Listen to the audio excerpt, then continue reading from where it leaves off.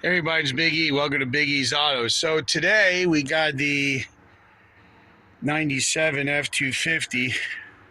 We're going to be doing a block heater on it because the block heater went south. I'm trying to hold the camera.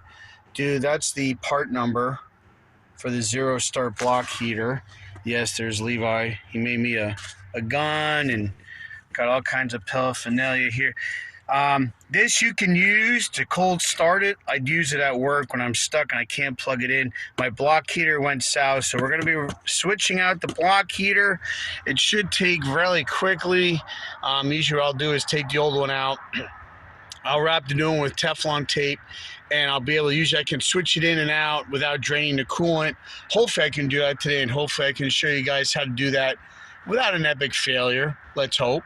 But but we're going to swap out the engine block heater. So when I got to move some vehicles, get this in the driveway, and I'll show you how to do it.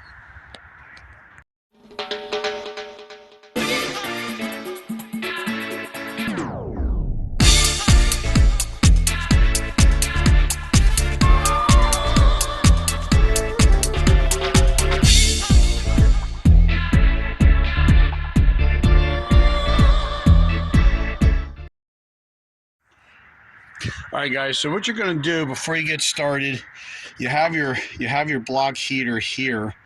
I use Teflon tape. You can use any kind of like a liquid pipe sealer, whatever. But I highly recommend putting something on those threads. I only have Teflon tape because I'm old school, cheap, and just didn't buy the other stuff yet. But so use that. What you want to do, tip of the day, if you're going to do this, now remember, this is going to be going clockwise. So when you wrap your Teflon tape around this, what you want to do is you want to wrap it counterclockwise. So that way, as you're tightening it, the block heater into there, it's actually going to tighten the Teflon tape into the threads. If you run it clockwise, it's actually going to loosen it as you tighten the block heater into the block. It's going to loosen up the Teflon tape and might not seal. I know, and you don't have to worry about that if you use the liquid. I know, yada yada yada. I understand that. So that's that. You're also going to want to use an 1 1/8 combo wrench for that. So I'm going to go ahead and I'm going to get started here, and we're going to see if we can swap this out. All right, guys. So here we are. Here's your block heater. So I went ahead and loosened this up. So you want to take your plug. My lighting isn't the best, but you want to carefully take your plug off like that. Now, take your 1 1/8, have your drain pan ready underneath, and then you're going to go ahead and we're just going to loosen that a little bit till you get it till it's like almost, you get it with your hand. So we're going to do that. Now it's getting pretty loose. Right, I think I can get it with my hand from there. So what we're going to do now is take our new one in our hand. Okay, we're going to hold it, and we're going to see if we can swap it out real quick. I'm going to pull my sleeve up. Would like to save my coat from getting destroyed. So we're gonna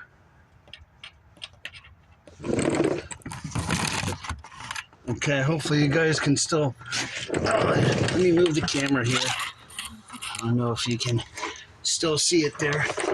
All right, so we're gonna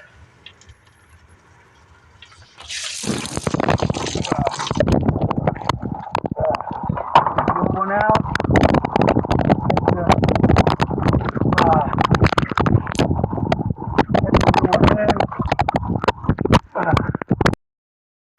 Pew, pew, pew, pew, pew, pew, pew, pew. Oh, sorry.